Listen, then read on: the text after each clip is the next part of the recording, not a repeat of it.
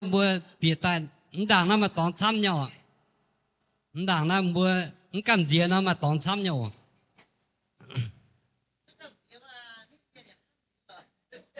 mà cái ở chip thao bữa miệng bữa tỏi bữa y đom tay tạo dùn mài em phải mài nó thôi số chỉ xin ổi không chạy tạo dùn bao nhiêu cả năm chỉ băng ta giải bữa thôm bữa số chỉ xin ổi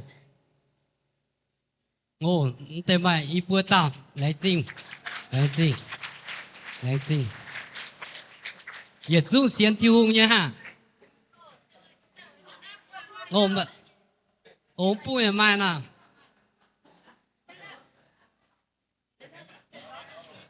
your first time visitor stand up good nào vợ này bụi nhé ton nào vợ phụ hàng vợ thank you for coming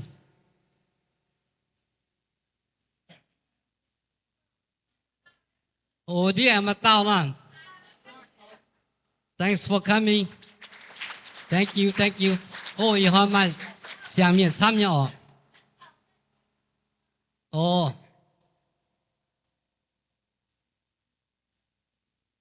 แต่giáo tế bữa muốn cái xiên bản đâu à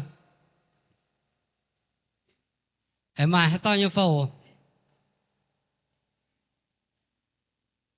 mai này do lẽ gì thảo mà bữa ăn hoi ta thấy cái phiếu đó phát kinh lon bữa mảng bật rưỡi phán rưỡi amen amen giờ mai phải chỉ lên lan miền ta phiếu mà lo bây giờ mảng ta cũng bật bữa hàng chế cốแต่họ mai miền lúa miền lún chia tao phát chỉ bên hàng cố chiếu tao ăn gì chết gì hàng bao đó lại gì một bữa miền cố bà đóว่าไม่ใช่เนี่ย做工ปั๊มบัว做มันโซนđó做谁呢迄个ใจเรามูลมีน้ำบุเข้ามัน把来自một bữa sẽ đó xin chàng hoàng sáng ta thấy cái bang rồi thế mía thì giữa tôi hiểu cái bữa ton bữa xía ta thấy cái bữa đó bữa trộm tua bữa miền cố miền nó kinh trộm tôi cha yêu muốn ta nó bữa kinh đó khâu nhỏ sẽ đó bữa cảnh như chịu băng bữa chủ thấy cái lồng giỏi phiếu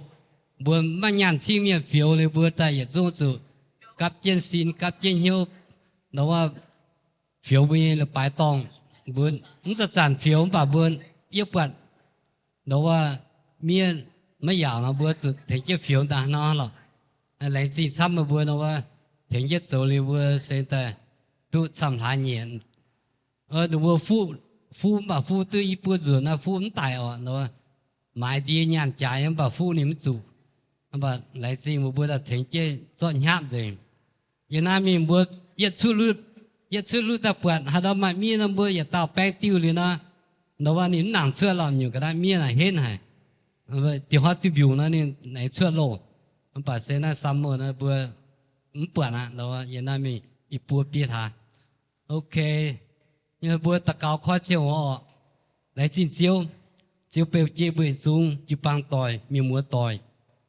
ตุเรือนตายดอมเชิงเชี่ยวผู้สูเชี่ยวจางเตียเชี่ยวทุ่งมาเต็มมีมัวต่อยมาแก้เสียนป่านบัวตายใหญ่บัวมาเชี่ยวchiều cầu phiền hang nhiệt trung, buồn nhiệt trung tu chiều bèn on nhiệt đom, quân nhiệt một trăm phải trội vừa, phụ sự chiều nó nằm ở thị nhiệt vừa, phụ sự chiều nhiệt, mà chiều nhiệt chiều cầu nhiệt trung tu chiều bèn on ở chẳng tiết chiết thu, nhiệt đom nhiệt anh mai phiền sang anh to kinh sâu on nhiệt bình hiếu, anh mai nãy second week nhiệt worship team mà chiều bữa mà xin chia bà dung xin chiều chẳng tiết chiết thu mà tay yếm tu tài yếm béo yếm mỏ mình una mà chỉ nó tao mình bảo mà chiếu chiếu cầu ya chặt tôi yếm bèo chết bữa đua mà bèo on mình mà bèo on dần chẳng tiết chiết thu để chia nhầm bữa chăm tao miệng cố miệng kinh mà bèn nhớยันบสินยันบนน้ำตัวลงบัดทุเจียวชาโลตัวเยี่ยมเปิดวัวมามันให้ลงจิมิงต่างเตี้ยเจียวทงโออีดอยบัวฝูงปุ่นเจียวอีบัวเจ้ายิงยุงแรงจริงนายตะเกาขวาเจียวต่อเจียเต็งสวยบัวเอเมน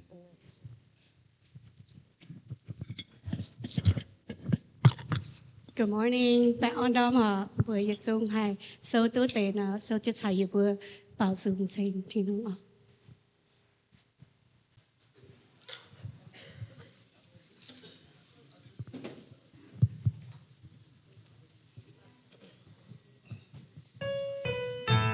mùa yếm chiếu Kitô tiêu nhiều.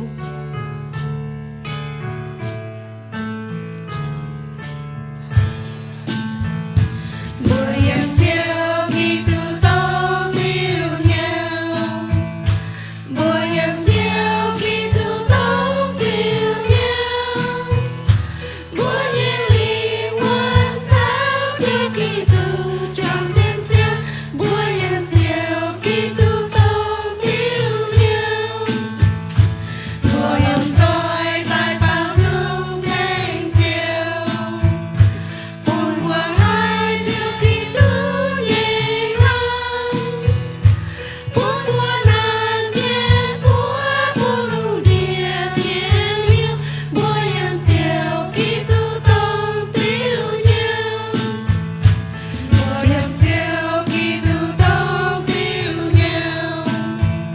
Mùa yếm chiếu Kitô tô tiêu nhiều. Mùa nhiên lý quan sao chiếu Kitô tròn trên chiếu. Mùa yếm chiếu Kitô tô tiêu nhiều. Mùa lòng rồi tại bao dung danh chiếu. Buồn mùa hai chiếu Kitô nhẹ hăng. Buồn mùa nan trên mùa buồn lù địa miên miêu. Mùa yếm chiếu Kitô tô tiêu nhiều. Hallelujah, giờ ỏi bảo xin dung danh chính hùng.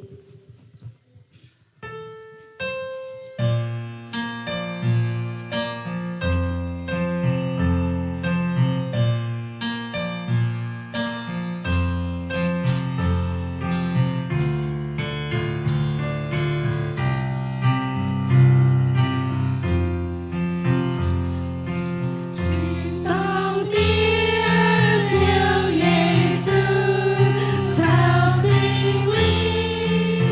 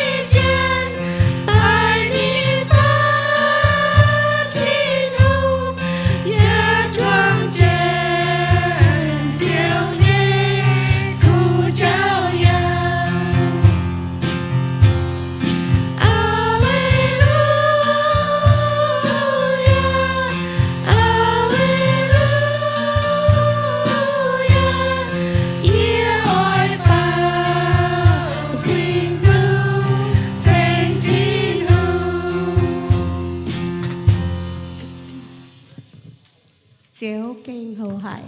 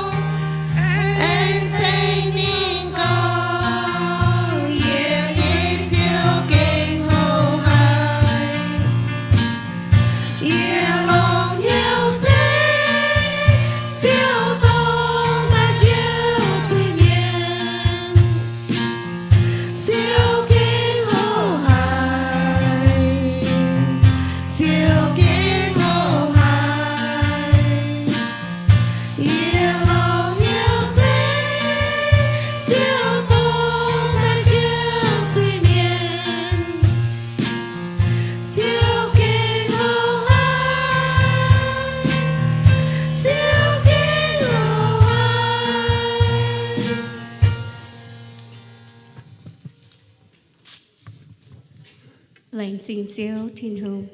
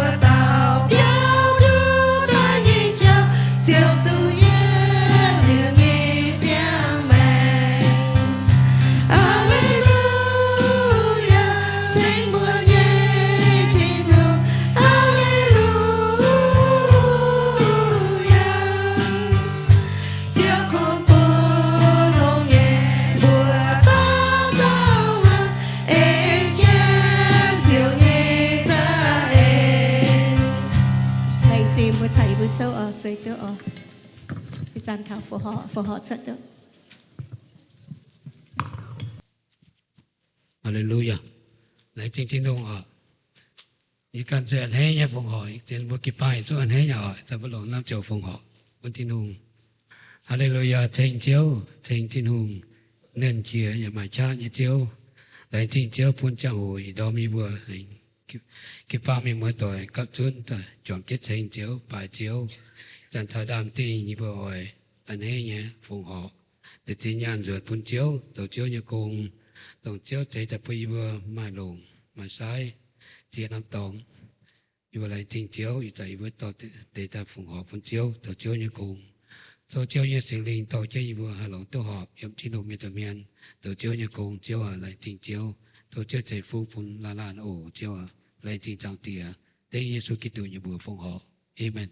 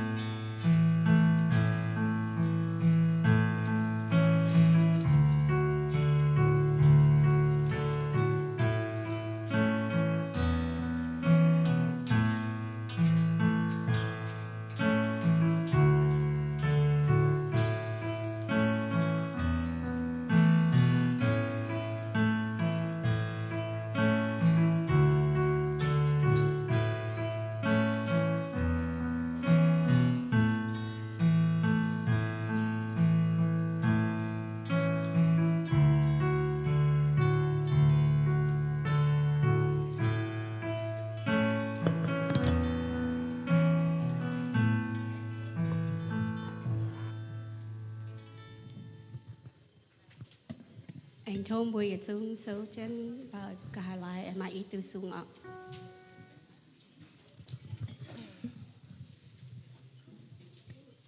Chiếu giờ hài mày in hỏi.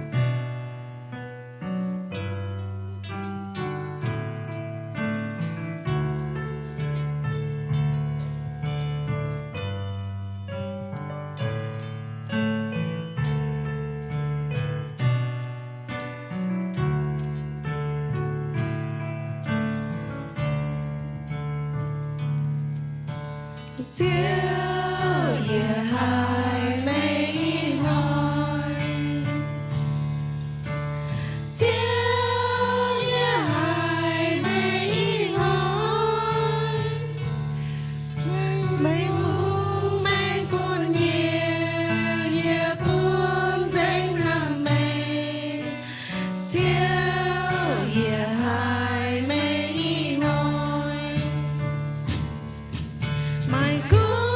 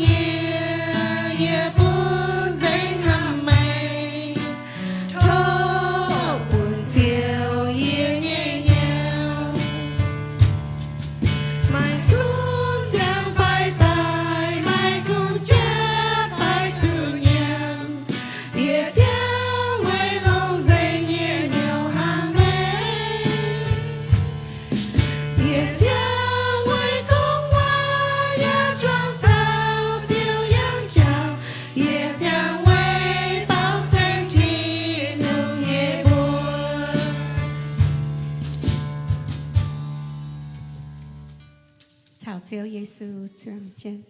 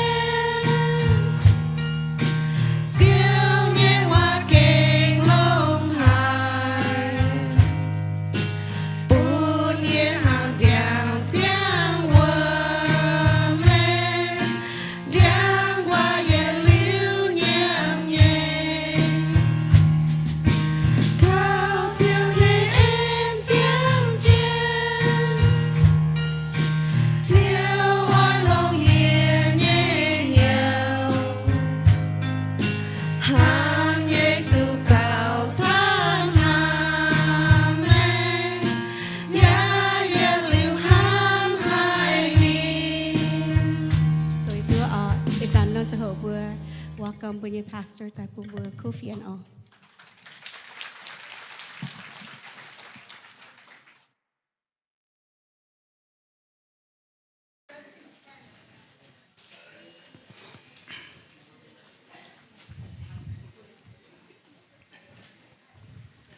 Good morning.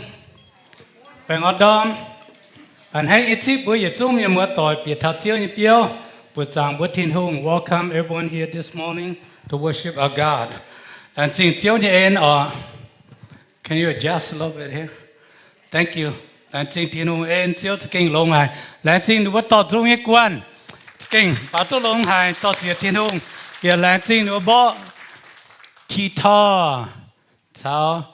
Lọt dỗ, thật chết tỏ trong quan bữa sáng rồi thiên hùng à, đang trên thiên hùng chiếu kinh long hải, sáng bữa nhiêu chiếu, đang ye con ye,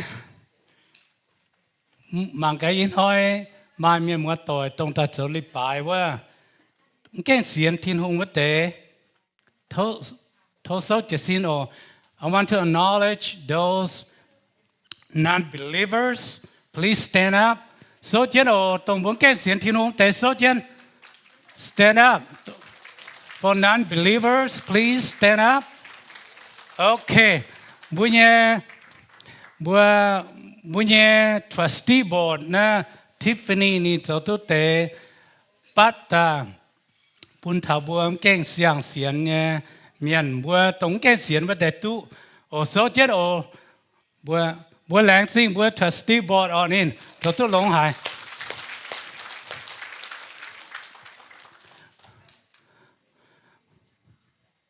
Scott buổi long xiang bắt năm buổiสุดท้ายว่ะ Amen. Remain standing ตรงประตูหรือแต่น่าสวยตัว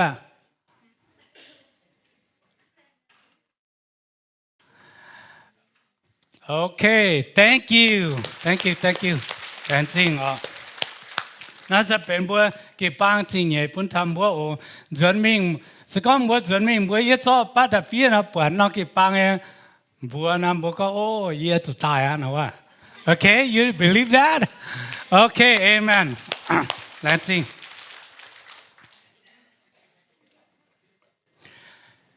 In hỏi gì con nhẹ kinh sâu sẽ con thảo. Go ahead, put it on screen. Con thật Giang Mang the river of life. Giang Mang bố hãy chia Giang Mang như phải. Giang Mang là sẽ mà hiếu. Bố yên áp bàm kên bố hãy trả chủ hộp. Non hoi non hoi bố chủ hộp. Sẽ con bố hộp là bố Giang God. Today we want to focus on the liver of life, that in this world we thirst, we need to drink water every day. But this, especially, we talk about our soul.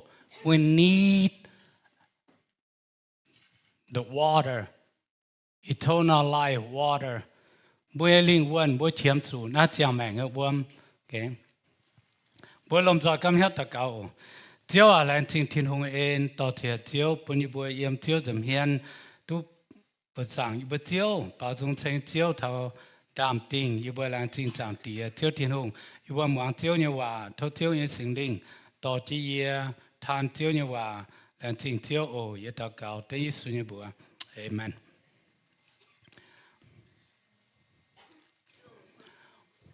Giang phải tới em bà bữa mang câu ồ. Yếm Yohan sâu này con Giêsu tao hạ tao hốp nát uom khuất như uom chang gà ha chang eng hay gạt nhé bà hạ tao hốp yê bùn như uom chang yê liu mà hay gạt yê ở bùn vẫn dùng uom yếm nín yên hiếu hang yê chính uom bét xuất tài nó bùn nín tu yê liu như màng. Jesus answered, everyone who drinks this water will be thirsty again. But whoever drinks the water I give them will never thirst. Indeed, the water I give them will become in them and spring of water welled up to eternal life. Bố mạng thảo bố con thảo Giêsu nụ thảo bún Samaria chân muang yếm Jacob nhẹ khuất nínพ่อ mình tai thành tu tang pa hang. Jesus pointed out to a Samaritan woman at the Jacob's well. He explains that natural water only brings temporary relief. Bố hiu nhẹ đó. Bố là lan miền chiếm chủ hốc chạy như phải. Everybody need to drink water to be survive. Bữa là lan miền bữa chiếm sự bà yếm nói bữa mạng thảo. Ta chân muang, sao tiêu Giêsu yếm bữa khuất, ta chân muang ta sang yếm chân hồ. Giêsu có bún tay yếm hộp, chân muang con. Mày chúng mà cả nó chia hắn nó tu hộp. Bữa mạng thắm tay như cháu Giêsu có mày hộp lưỡng tay chẳng hay gà nha. Talk about Jesus and Samaritan woman. Jesus at the well, and the woman came draw the water, and Jesus asked her for the water to drink. And the woman answered, said, "You don't have anything to draw the water. How can you get a drink?" Jesus con, Jesus tông chiang mang cái bữa mang mình chiang mang sẽ bay thảo sinh linh hai duan tai thảo thiên hùng cứu thông living water. This represents the Holy Spirit, restore relationship with God. Vậy chú Samaria chán là để bữa lê thiên hùng mình cố hả nước quảng thiên hùng mình lao à nước bấm hít tu thiên hùng hắn nói Giêsu sinh tai mình bữa thảo nó bữa even Samaritans that depart from God for a long time, and that's why Jesus want to meet with this woman and convert her to believe in God. Bố mang thảo, yếm nay với chủ siêu số ta con thảo, giang mẹ nghe uom sẽ tông ni na, okay? Giang mẹ nghe uom sẽ tông ni na. So Jesus answered the woman, I am the living water. Siêu số hắn nó con bún ta chân muang sinh ta, hi tu con, Giêsu sẽเป็นthiên hùng à. Ye lang miên tham miên ta, tu ta xiên Giêsu ở bộ bát thảo giang mẹ nghe uom sẽ bế thảo Giêsu gan phải bế thảo sinh linh à. Trong mua mang thảo là yang sâu à, là yang kinh sâu, con thảo giang mẹ uom à. Yếm bộ chén hỏa rồi tổ biên hỏa ha, bộ tham tần giang hẹp ha. Viên miên anh bún yếm mang yung mang uom, what do yung mang what do die, but giang hải hang kinh chán nó yếm thiên hùng sa bạc kinh to như vậy xuất tai.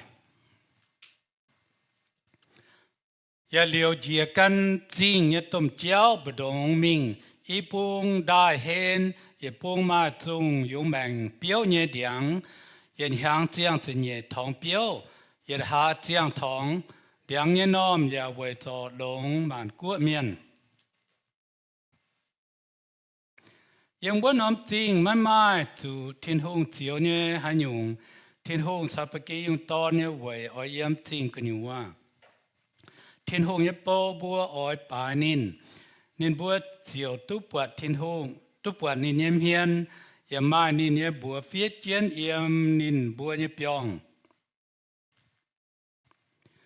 yếm ná chìa mai mai lu muốn chàn nín bùa yếm mắt chiếm chủ lồng tăng phai bẩn hoi chiều giang với chủ chiếu thiên hùng ở chỗ nín bùa nhé giang nín bùa yếm liu tu chỗ hung cún thảo màn câu màn tỏi rồi bữa tổ tông để bữa màn cái này lấy à yếm thiên tông như cua bữa nhiệt liu yếm như tông bữa mất chụp bún gọi hoang tỏi à giàu tỏi thảo ham nhẹ vấn đề. In the heavenly city, we shall live forever.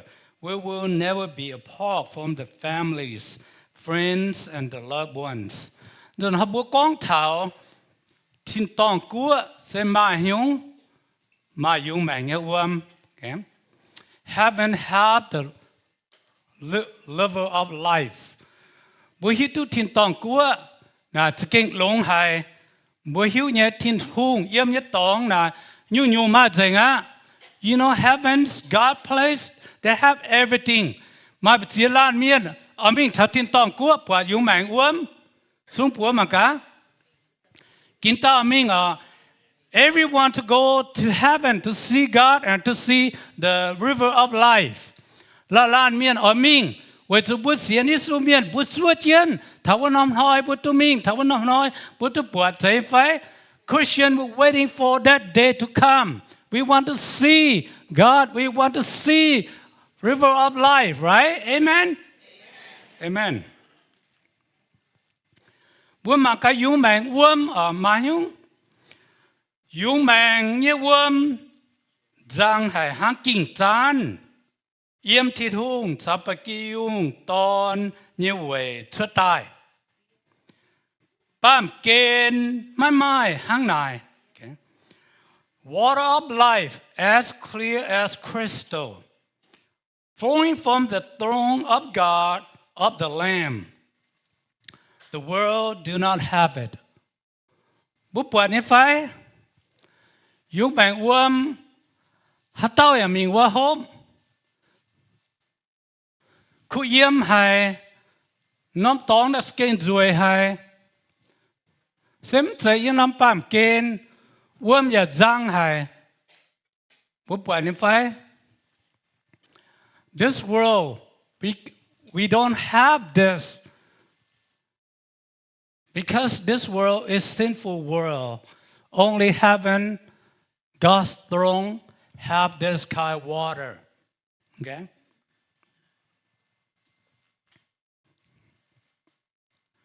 Giang mang điang, nó bộ con thật giang mang điang. Y bung đại hên, y bung ma chung. Yung mang biểu như điang. Yết hiang giang chìm nhẹ thong biểu. Yet ha yet tong, the tree of life.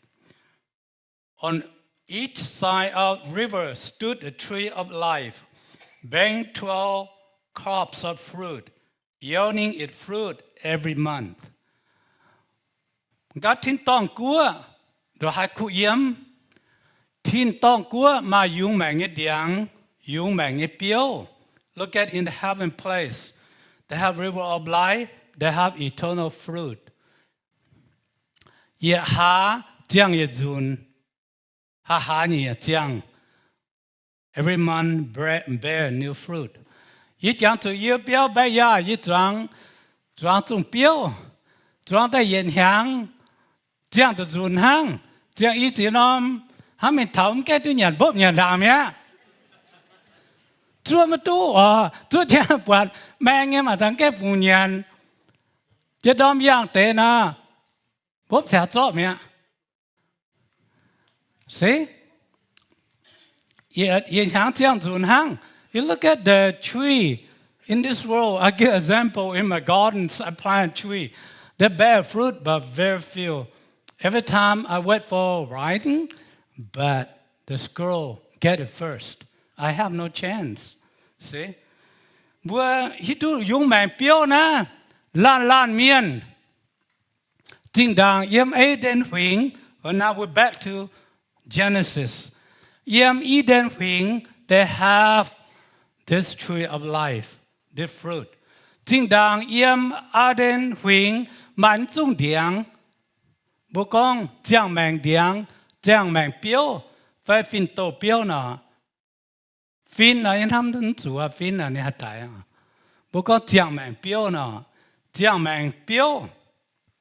See, back in the gardens, they have this tree of life. Back then, Adam and Eve, they have chance to take it. But they instead, they rebel against God. Vậy chú năm chiang hồ yếm Adam huynh, nếu hợp chú Adam sao áo hoa, hợp chú trung biểu nhận. Bà ta gang, dan vô biến hiếu tọt tệ thiên hùng. Thiên hùng siêu có em trung biểu mẹ. Thiên hùng siêu trung biểu phá quả thiên tông mẹ. Yếm chết thiên tông in hoi. See, God took it back to heaven. Back then, God put in this earth. But since Adam and Eve sinned, God took it away. Trung biểu sẽ hàng này, bữa mang lo yếm thiên tông, bữa em trung ngọ, okay? Yếm thiên tông, bữa em trung God. In heaven, you never be hungry, you never be thirst. Amen. Bữa mang thảo Giêsu chính, hai tao chẳng God. Ta yên ai hope, Giêsu làng chiến. Giang mang liều chuột yếm xiên Giêsu như miền. Yohan sâu ta xiết trang con thần hạ và xiết điểm. Jesus invites everyone who is thirsty to come to him and drink. He promises that living water will flow from believers in Jesus. See? Giêsu làng kiến hát tao chẳng gát tại ni wa home. In họ bữa chẳng gát ni phải. Bữa chúng chẳng gát ni phải. Are we thirst for God? Are we thirst for Jesus? Bữa là làm miền chẳng gát bữa chiếu thì phải. Amen. Bà bữa tụi nó bám kê nè bám kê tạm ba hả nhở? Ý chân mình Costco买个口咁富啊，每要phải bảo để here ha. See, I'm waiting for that day to come. Chúa trên ở thảo văn năm hỏi hay tu buồn à? Năm nó sẽ con thảo nếu Jesus referring to the whole Holy Spirit à, Chúa Giêsu con thảo sẽ sinh linh sẽ có bữa mai sinh linh là bữa chẳng cả na, Amen. Sẽ có bữa mai Chúa Giêsu là bữa không tụt tài à, Amen. Bữa xiên Giêsu miên bữa hiện liu chẳng gạt em thiên vô bung em bạp khen bố gạt nha bà em lim quần vô bung bấm gạt, Amen. Amen. Em Ezekiel phải Isaac sâu anh con thảo à phải xét sang thì nhẹ em y bung đồ hên mà nhung tiếng như biểu với chủ nhận hốp với chỗ nhận hốp nôm ya mai gai biểu ya mai tang ha xuất xiang biểu với chủ dùng nát tệ tiếng như em sinh tin điều xuất tai tiếng như biểu lồng bên nhận như cái này tiếng như nôm lồng chỗ dia. Fruit trees of all kinds will grow in both banks of river. These leaves will not wither, nor will their fruit fail. Every month they will bear fruit, because the water from the sanctuary flows to them. The fruit will serve for food, and the leaves for healing. Amen. Rồi họ bữa em muốn đi tiên ở em hết sức khen bữa số con thảo Ezekiel na ở bữa mang thảo Revelation là yang số tiếng bữa tổ ta con thảo tiếng nghe nom về chỗ lông màn miền tiếng nghe nom lông chỗ địa. The leaves of the tree are for the healing of the nations. Leaves for healing. Sĩ bố bùa như phải yếm thiên tông của nà mai đia bố yếm nắp bàm kên bố hòn hoi nhàn đia nhàn lông nó bố lò đia mía chạy phải lò đia mía ta hốp lò đia mía ta bèo. See, in this world we take medicine, sometimes I'm helping you go look for the herbs that can help you. Thế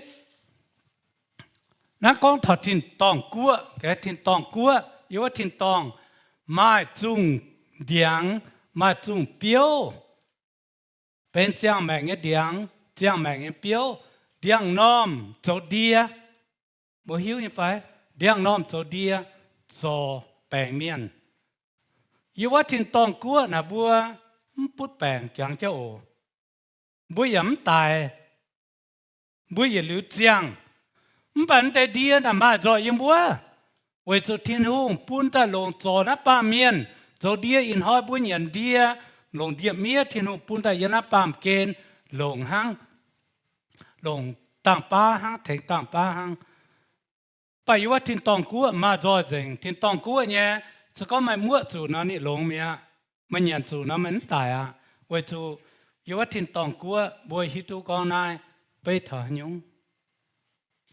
Nó bây giờ nhung nó địa sẽ tổng chiếu số cả na Giêsu yên nó bám kên thì cho địa sai chân tài mi ni hiểu nang tai bè mi ni cho lông tai bút bùa ni phải. In this world, Jesus represents Jesus, a leaf tree healing that represents Jesus. In this world, Jesus raised people from the dead, and Jesus healed a lot of people get well again. So bây giờ chiếu cho cái lông hay, hắn nói bố con thiên tông của mà rồi nhung không tự giàu yếm thiên hộ dầm hiền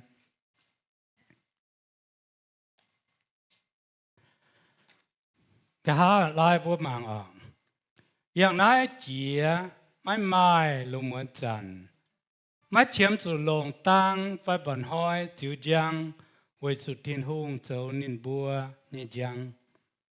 There will be no more night.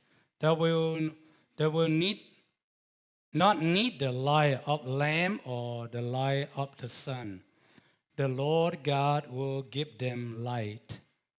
Thì chiếu thiên hùng can so giang yếm thiên tông của mai hoàng cùng giang hăng.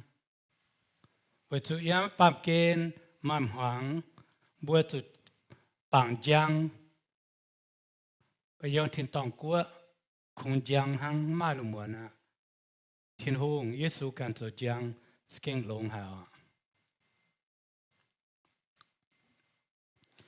bữa tu bột Giêsu hiền tội hiền thiên hùng sắp kỳ dùng tôn nhiều vậy ở yếm chính cái nhiều à thiên hùng như bầu bùa ya ở bài nên bữa chiều tu bột nên em hiền we will see Jesus face to face. The throne of God, the Lamb will be in the city. His servants will serve him. They will see his face. Nói sẽ mà nằm hỏi bữa xiên Giêsu miền bữa chúa chân thảo văn mình hỏi bữa hạt tu bột mà nhung bữa hạt tu bột là bữa sụt quảng bữa nằm xin ok bữa sụt quảng bữa nằm xinเลยบวมถอดทิ้งตองกัวบวตุปวดอ่ะ When you see you get to heavens, you have to give up this physical body, and your spiritual soul will meet God in heaven. Hang lo na kinh chiến hà, bùa yên na pam kên, bùa la miên, bùa cho lồng xiên phim, xiên khảo tiêu Giêsu. Bữa cho xiên lòng bùi chiếu Giêsu thiên hùng, cho bùi chiếu. Thảo văn âm hỏi bữa xin ta hát bữa bữa thiên hùng. Yên áp bàm kên bữa ta lấy bài na cho nhung.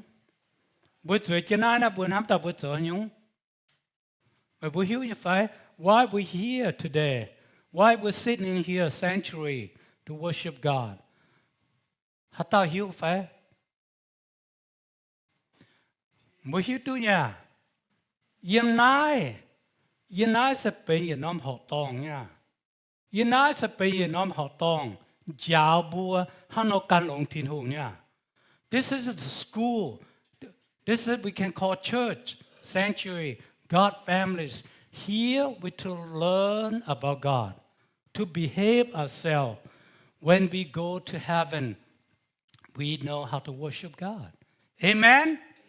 Yên áp bám kê na bữa cho hồ nhá, cho con bướm ta lựa bài, bữa cụ yêu béo hăng, tin hỏi bữa tài mình, bữa thảo tin tông, bữa hắn nó dấu, hăng bữa là con lồm tắp bị bữa bữa hay phá, mong lông cho nhưng mà hiếu cũng tòng chéo hăng, see, that's why tin hùng bún bữa mai là bài tòng, yên ná ở chỗ tài hồ liu bữa hăng nó hay. Cái hình hấp bữa sáng thiên hùng em thương dầm hiền amen bữa hai in họ cúp phiền thánh tu như phải thánh tu có amen amen là xin thiên hùng à tao chỉ bữa như chiếu bữa hai liu bữa ở tất cả cái như này in hỏi mai miền mưa tối cái tu xiên thiên hùng như miền mà chăm lan nhé tu tài Lan Jing, my boy to die. Lan Jing, na, Joseph, your wife, you here. I hope you keep coming to church. And so now, hopefully, thank you for you here. Hopefully, you come again. And you heard the message today. Hopefully, you will convert to believe the living God. Okay? And mỗi mà chia lan ta đã nghiêng màyอย่าเป็นห้างมาหายเร็วไม่ละหลงจะมีห้ามโอละหลงจะมีช่องเห็นนะปามเกนะเก่งจังกะเขาอ่ะยอดถิ่นตองจังกะนะ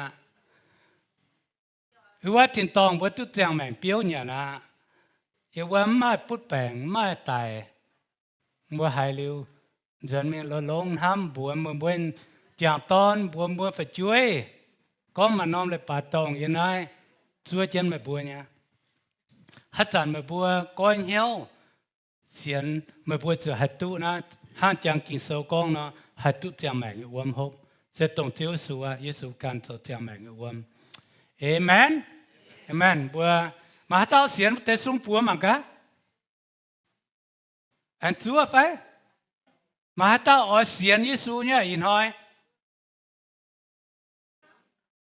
mà tao ở xiên in hỏi phải anh chúa chân ok cái tôm đào mình có mà xua chơi chuyện hỏi ok nị xua chơi nào để em ngoan anh cả sám thế ok lông hả nhưng bùa cầm héo tất cả chiếu à làng chị thiên hùng làng chị là chiếu bún như bùa tu lồng giò tu hồ tu hiu thọ chiếu nhẹ chàng màngจะอยู่ว่าทินตองเสตองเจียวสัวเจียวกันเหยียดทับปามเกณฑ์ปุ่นว่าปามเมียนตุเจียวก้อนเท้าสมาเลียจันหวังอย่าเปลี่ยนเหี้ยวเหลวเนี่ยจิบปัวยิสูเป็นหังอยู่บัวสวยจอนายอยู่บัวเหยียดจุงฮิตุยิสูตาเจียวอยู่บัวปามเมียนอยู่บัวตุเสียนเหลวอยู่บัวหวังว่าการหลงเจียวนอนห้อยทะเลปลายน้อยปัวอยู่ว่าสุเจียนตายปัวสูเจียวตรงไม่แก่เสียนไม่เตะมีหัวต่อยอย่าแรงจริงหรือบัวตุตายตุหายสาวเจนหายสาวเจหิวปุ่นบัวจนมีหลงห้ำหลงซองเจียวโทเจียวเทียนหงปุ่นบัวเถาห้อยเถาจันปุ่นบัวการต่อจิ้มข้างต่อยแต่เสียนเขาเจียวเทียนหงเจียวแรงจริงเจียวเอ็นโทเจียวใส่ฟูปุ่นบัวกิบปังเมียนมัวต่อยตุหายเจียวเนี่ยเยี่ยมเจียวสุกิตุยบัวเตาเก่าเอเมน